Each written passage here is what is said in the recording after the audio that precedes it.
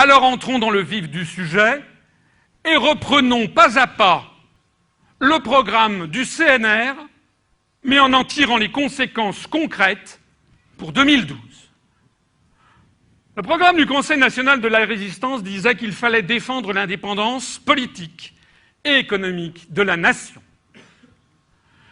Je vous rappellerai, je ne vous surprendrai pas, puisque vous l'avez peut-être déjà vu dans l'une de mes conférences, qu'il y a au minimum, en fait il y en a bien davantage, 10 raisons urgentes de sortir de l'Europe.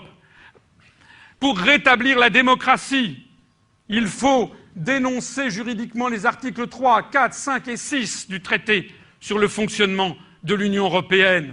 Pour résoudre la question de la dette publique, il faut que la France redonne à la Banque de France son pouvoir régalien de financement de l'État et des collectivités publiques, ce qui impose de dénoncer l'article 123 du traité sur le fonctionnement de l'Union européenne. Pour sauver l'agriculture et les agriculteurs, il faut que la France dénonce juridiquement plusieurs articles des traités européens, notamment les articles 32 et 39 du TFUE. Pour sauver l'industrie et nos emplois, il faut que la France sorte de l'euro pour récupérer la maîtrise de sa politique monétaire, notamment pour le change externe, ce qui oblige à dénoncer l'article 282 du TFUE. Il faut également que la France dénonce juridiquement de nombreux articles des traités européens, notamment les articles 32 et 63 du TFUE qui organisent les délocalisations. J'y reviendrai tout à l'heure. Pour réguler l'immigration, il faut que la France dénonce juridiquement de nombreux articles des traités, notamment les articles 67, 77 et 79 du TFUE. Pour préserver la santé et l'environnement, il faut dénoncer juridiquement de nombreux articles du TFUE, notamment les articles 168 et 169. Pour conserver nos services publics et notre patrimoine national, il faut dénoncer nécessairement l'article 106 du TFUE.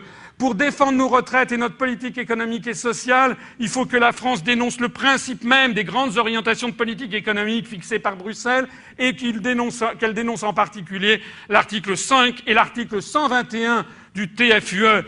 Pour protéger la paix du monde, il faut que la France sorte de l'OTAN et donc il faut qu'elle dénonce l'article 42 du traité de l'Union européenne cette fois-ci. Pour préserver la vision française et francophone du monde, il faut que la France sorte de l'Union européenne dont le principe même est en train de la faire disparaître et de la couper de l'ensemble du monde francophone. Donc tout ceci, vous le savez, ça fait 4 ans et demi que je parcours la France pour le dire, contre vents et marées, à temps et à contre-temps, sous les colibets, je le dis et je le dirai toujours parce que c'est la vérité et que nous sommes là pour dire la vérité aux Français.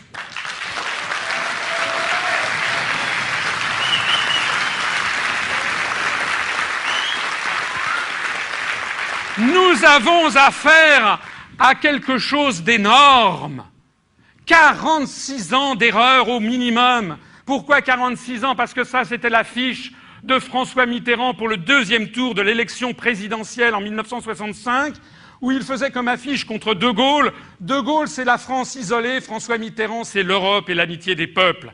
Déjà, alors même que De Gaulle avait donné à notre pays un retentissement, un rayonnement mondial, universel, lorsque De Gaulle allait en Amérique latine, en Amérique du Sud, au Cambodge, il déplaçait des millions de personnes.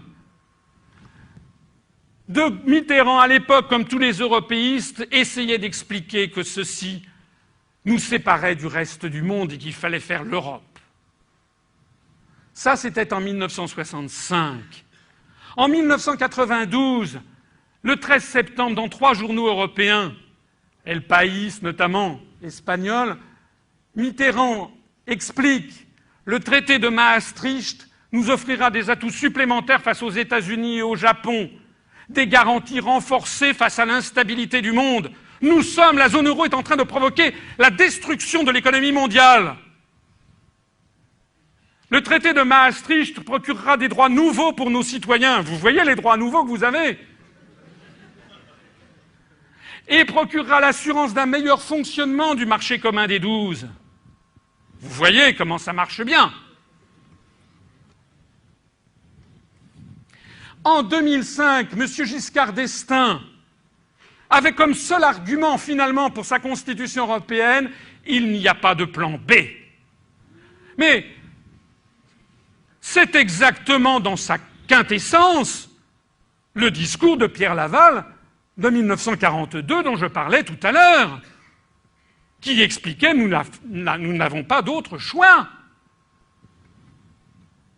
Et puis il y a quelques jours, le président de la République française, le 1er décembre 2011, c'est-à-dire avant-hier à Toulon, il n'avait pas l'air très en forme d'ailleurs. Voilà ce dont il nous a gratifié. L'Europe n'est plus un choix. C'est exactement ce que disait Pierre Laval dans son discours du 22 juin 1942. Elle est une nécessité, mais la crise a révélé ses faiblesses et ses contradictions. L'Europe doit être repensée. Elle doit être refondée. Il y a urgence. Le monde n'attendra pas l'Europe. Si l'Europe ne change pas assez vite, l'histoire s'écrira sans elle. Elle a commencé depuis bien longtemps à s'écrire sans elle.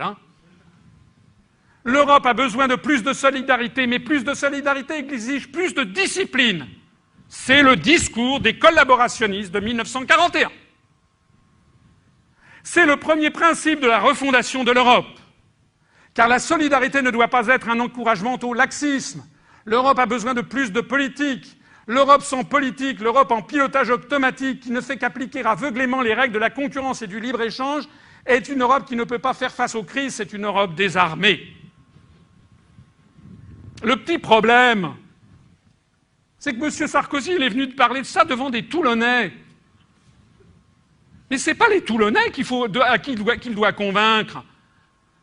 C'est comme tous les projets d'autres Europe que vous proposent tous les autres candidats qui viennent, par exemple, dans telle ou telle ville de France, banlieue ou campagne, en expliquant il faut que l'Europe fasse ci, il faut que l'Europe fasse ça, mais ce n'est pas aux pauvres électeurs du Berry qu'il faut dire ça. Il faut qu'il aille en parler à Mme Merkel, d'ailleurs il fait que ça. Il ne fait que ça, le pauvre, depuis maintenant des mois. Il ferait bien d'ailleurs de s'installer ensemble dans un appartement.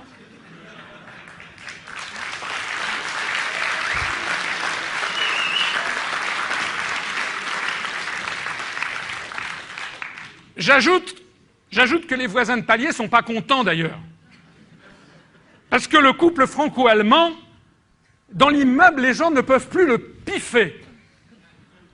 Il faut se mettre à la place du président polonais, du président tchèque, du président du Conseil italien, du Premier ministre espagnol, du Premier ministre britannique, du Premier ministre danois, suédois. Enfin, ils existent.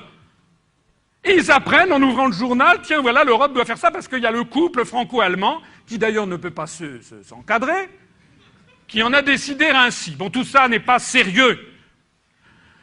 Depuis 46 ans, les européistes promettent à chaque fois que l'Europe va mieux marcher. Vous l'avez remarqué. Mais ça ne marche jamais mieux. Ça marche même de pire en pire. Et le rythme de changement des traités s'accélère. Il y avait eu 35 ans entre le traité de Rome en 1957 et le traité de Maastricht en 1991. Je parle des dates de signature. 35 ans. Il y a eu 6 ans entre le traité de Maastricht et le traité d'Amsterdam de 1997. Il y a eu 4 ans entre le traité d'Amsterdam de 1997 et le traité de Nice de 2001. Il y a eu 4 ans entre le traité de Nice de 2001 et la Constitution européenne de 2005. Il y a eu 4 ans entre la Constitution européenne de 2005, qui donc avait été rejetée, et le traité de Lisbonne de 2009. Et maintenant, ça fait que 2 ans entre le traité de Lisbonne et l'annonce d'un nouveau traité que l'on nous promet. Ça veut dire que le rythme s'accélère. Ces changements institutionnels de plus en plus fréquents font penser à une mouche dans un bocal qui ne sait plus comment sortir. Ces changements institutionnels de plus en plus fréquents témoignent d'abord d'une panique et d'un vice de conception de départ que personne, sauf l'UPR, n'ose regarder en face. Si ça ne marche pas, et si on est obligé, dans un mouvement brownien, de plus en plus de changer les traités dont on nous avait promis cette fois-ci, c'est formidable. Enfin, on va avoir une Europe qui marche. Et 6 mois après, c'est la panique, il faut tout recommencer. Il faut refonder l'Europe, dit M. Sarkozy. Ça veut dire tout simplement qu'il y a un vice de conception de départ que seule l'UPR précise, c'est qu'une union continentale avec 27 peuples différents ne peut pas marcher parce qu'il y a des intérêts divergents, irréductiblement divergents, et que c'est la raison pour laquelle les États-Unis, depuis 1945, poussent à la construction de cette entité politique qui ne peut pas marcher en vertu de ce que j'explique depuis 4 ans et demi aux Français qui s'appelle le stratagème des chaînes. Alors figurez-vous que comme ce stratagème des chaînes marche, eh bien figurez-vous que les européistes se rendent bien compte qu'ils n'ont plus de sortie. Et la vérité, c'est qu'ils sont aux abois et qu'ils ne savent plus quoi faire. Alors que faire? Eh bien écoutez, on va le redire, comme je le dis à toutes mes conférences depuis 4 ans et demi, il faut sortir de l'Union européenne. Je ne le dis pas depuis 4 ans et demi, puisque l'article 50 date seulement de la ratification du traité de Lisbonne. C'est l'article 50 du traité de l'Union européenne. Tout État membre peut décider, conformément à ses règles constitutionnelles, de se retirer de l'Union. L'État membre qui décide de se retirer notifie son intention au Conseil européen. À la lumière des orientations de ce Conseil, l'Union négocie et conclut avec cet État un accord fixant les modalités de son retrait. Les traités cessent d'être applicables à l'État concerné à partir de la date d'entrée en vigueur de l'accord de retrait ou, à défaut, 2 ans après la notification, de telle sorte que si, d'aventure, on avait affaire à des difficultés avec nos partenaires, de toute façon, au bout de 2 ans, on sort de plein droit. Et comme je l'explique souvent, nous n'attendrons pas 2 ans, puisque déjà, nous commencerons par interrompre nos versements à l'Union européenne, qui d'un seul coup, se retrouvera en cessation de paiement. Et puis, deuxièmement, la simple sortie de la France de l'Union européenne fait que tout le monde prendra la tangente. C'est pour ça que nous avons affaire à des traîtres à ce qu'est l'esprit de la France. C'est que dans toute l'Europe, les gens attendent que les Français bougent. Nous devons bouger.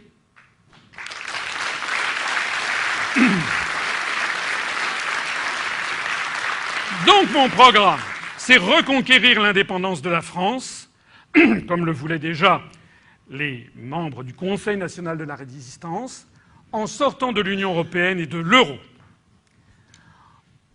Entre J+1, J étant le jour de 2e tour de l'élection présidentielle, et J+14, c'est-à-dire entre 1 et 2 semaines après l'élection, sitôt élu président de la République, j'informerai nos partenaires et l'ensemble des pays avec lesquels la France entretient des relations diplomatiques de la décision souveraine des Français de quitter l'Union européenne conformément aux dispositions légales de l'article 50 du traité sur l'Union européenne, et également de sortir de l'euro pour rétablir notre monnaie nationale qui s'appellera le franc.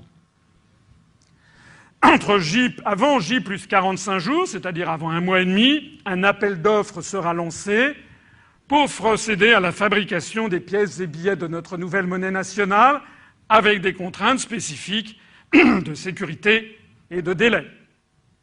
Après les élections législatives, entre J+2 et J+1 mois, la France entamera avec ses partenaires européens les négociations de sortie de l'Union européenne conformément aux stipulations de l'article 50 du traité sur l'Union européenne. Avant J+2 mois, l'État passera commande des pièces et billets aux soumissionnaires retenus pour l'appel d'offres. Avant J+6 mois, les nouveaux billets et pièces en francs seront mis en circulation et le franc sera rétabli. Nous avons déjà, depuis belle lurette, prévu quelles seront les coupures qui rendront hommage, comme vous le savez, à des grands Français et qui sont représentatifs des différentes opinions de la population française, avec ici le franc, le premier franc de Jean le Bon en 1360 pour payer la rançon du roi. Vous connaissez peut-être ma conférence sur l'histoire de France. Et puis Jeanne d'Arc, sainte Jeanne d'Arc, canonisée en 1920, symbole d'indépendance nationale, symbole qu'aiment et qu'affectionnent les Français de droite et les Français catholiques. La coupure de 10 francs représente ici le chant de la Marseillaise par le comte de Lille à Strasbourg et les soldats de l'an 2. La coupure de 20 francs représente Gambetta depuis l'hôtel de ville et Jean Jaurès, des figures emblématiques de la gauche socialiste française.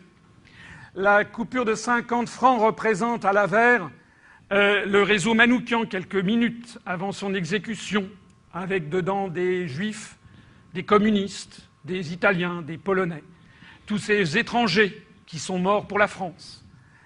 Et puis à Lavère, au revers, eh bien, il y a la photo de Emmanuel d'Estienne d'Orves, qui était donc un capitaine de marine représentant de la droite française.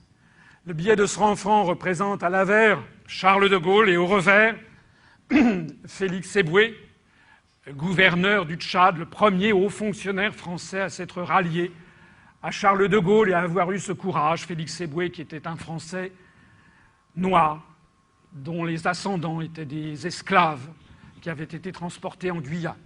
Et puis le billet de 200 francs représente la statue de la République brandissant un rameau d'olivier, qui est, comme vous le savez, le symbole de notre mouvement politique.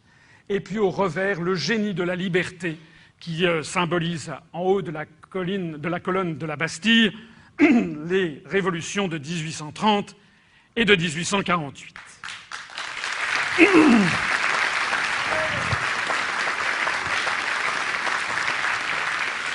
La fixation du taux de conversion sera de 1 franc pour 1 euro. J'ai déjà eu l'occasion d'expliquer pourquoi, pour éviter des problèmes de rétroconversion, des problèmes d'inflation créés et de coûts importants créés par une rétroconversion, et puis surtout parce que ça ne changera rien au pouvoir d'achat qui a été perdu de toute façon. Ce taux sera garanti pendant toute la procédure d'échange de billets pendant 1 mois. Une fois la période d'échange administrée au taux garanti de 1 franc pour 1 euro, les billets en francs et les billets en euros resteront mutuellement convertibles, comme d'ailleurs avec les billets en dollars, en livres sterling, en francs suisses et en yens. Si d'aventure il y avait des attaques massives contre le franc, eh bien il faudrait peut-être suspendre provisoirement la libre convertibilité du franc. Mais à ce propos, je voudrais évoquer avec vous cette question lancinante que l'on me donne, que l'on m'envoie souvent, qui est « mais que va devenir le franc après la période de change fixe ? Et si notre pays, si notre franc s'effondre, que va-t-on faire ? Comment évoluera le taux de change entre le franc et l'euro ?» Alors, bien sûr, les européistes vont tenter d'effrayer les Français, ils le font d'ailleurs déjà, en leur certifiant que le franc sera victime d'attaques spéculatives incessantes, en leur disant que son cours va s'effondrer, que les étrangers s'enfuiront, que le chômage galopera, etc., etc., etc. Avec tous leurs mensonges et toutes leurs promesses mirobolantes sur l'euro et leur bilan qui se passe de commentaires, est-ce que vous les croyez encore ? D'ailleurs, qu'est-ce qu'ils proposent comme solution viable, eux ? Avant de venir, je voyais une dépêche qui est tombée à vers 11 h. M. Jacques Delors vient de faire une déclaration, un interview au journal britannique que j'aime bien, vous le savez, qui s'appelle le Daily Telegraph. Et M. Delors vient de dire au Daily Telegraph que de toute façon, il savait très bien que l'euro était un échec programmé. Mais de qui se moque-t-on ?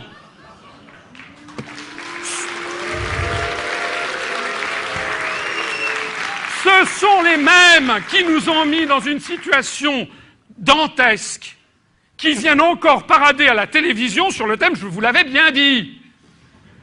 Monsieur Delors, allez, vous partez à la retraite. Vous avez largement atteint l'âge de la retraite. Arrêtez d'embêter les Français avec vos vaticinations. De toute façon, puisque l'euro est un... Il nous explique que l'euro est un désastre. Alors, sortons-en. Que répondent tous ces experts qui nous annoncent l'inéluctable destruction de l'euro ? Que dit M. Nicolas Sarkozy lorsqu'il voit que M. Olivier Sarkozy, qui est un dirigeant de Carlyle, annonce que l'euro en a pour moins de 3 mois avant d'exploser. Mais c'est quoi ça? C'est de l'irresponsabilité. Comment dirais-je, on a affaire à des gens qui n'exercent pas leurs responsabilités. Donc, moi je dis, nous devons en sortir, de toute façon ça va se produire, donc essayons de prendre le maximum nos dispositions auparavant, et je rappelle le cas suédois où pendant les 9 mois précédant le référendum du 14 septembre 2003, les européistes ont menacé les Suédois de la pire apocalypse s'ils votaient non à l'entrée dans l'euro, effondrement de la couronne suédoise, départ des grandes entreprises, les investisseurs internationaux partiraient en hurlant devant un tel spectacle, mise au banc de la communauté internationale. Je renvoie à ma conférence « Faut-il avoir peur de sortir de l'euro ?» La réalité, qu'est-il arrivé? Comme vous le savez, si vous avez suivi cette conférence, les Suédois ne se sont pas laissés intimider par les discours pseudo-techniques et apocalyptiques des européistes. Ils ont rejeté l'euro avec 57% de non le 14 septembre 2003, c'était il y a 8 ans. Et qu'est-ce qui est arrivé ensuite? Alors ça, les européistes, ils veulent jamais qu'on en parle. Et quand on en parle, ils disent « Ah oui, mais c'est pas comparable ». Alors quand on dit « Mais le Danemark », « Ah oui, mais le Danemark, c'est pas comparable ». Ah bon. Et la Suisse, « Ah mais la Suisse, c'est pas comparable ». Et la Norvège, « Mais c'est pas comparable ». Rien n'est jamais comparable du moment que ça marche. Alors, dans les semaines qui ont suivi, la couronne suédoise a grimpé sur les marchés d'échange, a tellement grimpé qu'il a fallu que la Riksbank, c'est-à-dire la Banque royale de Suède, la banque centrale, intervienne pour vendre de la couronne, pour éviter qu'elle ne monte trop, ce qui a permis d'ailleurs de faire baisser de 0,5 points le taux de refinancement, le repo, qui est le taux de refinancement de la Banque centrale suédoise. Le troisième point, c'est que depuis 2003, le taux de croissance de la Suède, comme ceux du Royaume-Uni et du Danemark, a toujours été supérieur au taux de croissance de la zone euro. Et la cerise sur le gâteau qu'on a apprise il y a quelques jours, c'est qu'en 2011, tous les États de la zone euro sont au bord de la catastrophe, Allemagne y compris. Et en récession économique, vous avez vu que l'OCDE l'a annoncé, et on apprenait avant-hier que la Suède affiche un taux de croissance de plus 4,6%.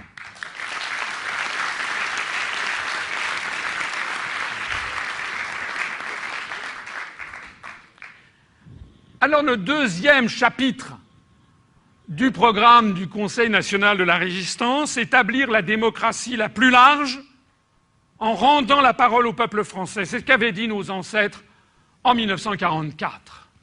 Eh bien, nous le faisons nôtre. Nous allons rétablir la démocratie la plus large en rendant la parole au peuple français. Le rétablissement de la démocratie et de la République, vous l'avez compris, c'est le but même, c'est la quintessence même du mouvement politique que j'ai créé, qui consiste à justement sortir la France de l'Union européenne pour que les Français puissent avoir enfin des élections qui aient du sens. Mais ceci ne suffira pas. Nous y ajouterons une réforme constitutionnelle de grande ampleur. Avant 2 ans, les électeurs français seront appelés par référendum. J'appellerai les Français, si vous m'élisez à la présidence de la République, j'appellerai les Français à se prononcer par référendum et à adopter une réforme constitutionnelle de grande ampleur afin de rétablir des grands principes démocratiques et républicains de souveraineté nationale. Tout d'abord, l'interdiction de principe des transferts de souveraineté. L'interdiction constitutionnelle de tout transfert de souveraineté qui ne soit pas précisément limité dans le temps et dans l'objet et sous contrainte de réciprocité. C'est vrai, quoi, on ne peut pas avoir une constitution qui précise que le président de la République est chargé de veiller à la souveraineté et à l'indépendance nationale et de considérer comme normal de faire des transferts de souveraineté. Il y a quelque chose qui cloche, donc il n'en est plus question, il faut tout simplement que l'on ait des transferts éventuellement provisoires dans quelques organisations internationales, et encore, et de toute façon provisoires et jamais pérennes. Le deuxième point sera la suppression de la procédure du Congrès. Parce que une réforme constitutionnelle concerne tous les Français. Et donc tous les Français doivent être amenés à décider s'ils veulent, oui ou non, changer leur constitution. On a vu le scandale qu'a représenté la ratification du traité de Lisbonne. Désormais, toute réforme de la Constitution ne pourra plus se faire que par la seule voie du référendum prévu par l'article 11, et la réforme ne pourra être adoptée d'ailleurs que par une majorité des électeurs inscrits.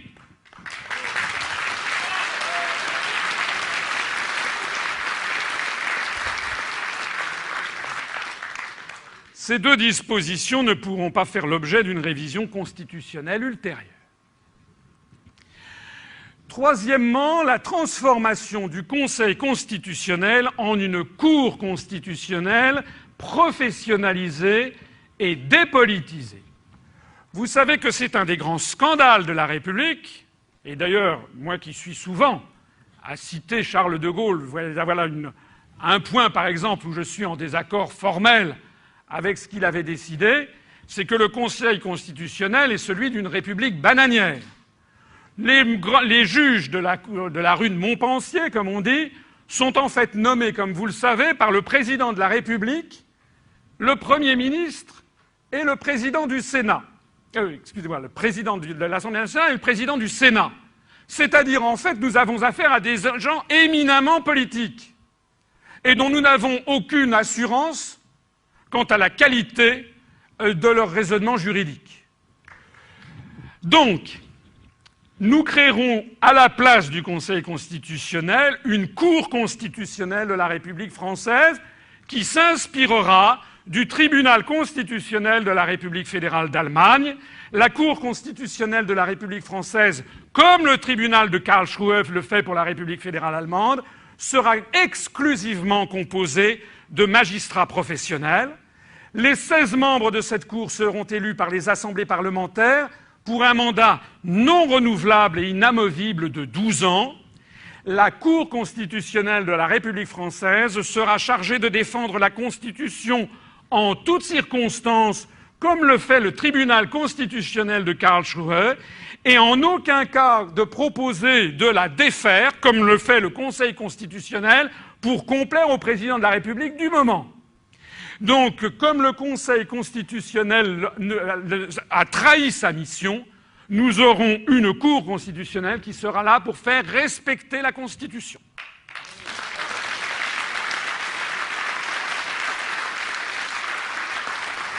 Toujours dans cette réforme constitutionnelle de grande ampleur pour rendre le pouvoir aux Français, oui, ça c'est l'entrée du Conseil constitutionnel actuel, qui se transformera en Cour constitutionnelle.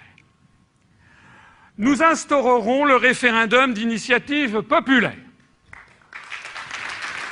Ce référendum existera parallèlement au référendum d'initiative présidentielle, conformément aux dispositions actuelles de la Constitution, mais il paraît légitime et normal dans un pays démocratique. Ça existe dans de nombreux pays, en Suisse, ça existe en Californie. Donc pourquoi ça n'existerait pas en France d'avoir un référendum d'initiative populaire?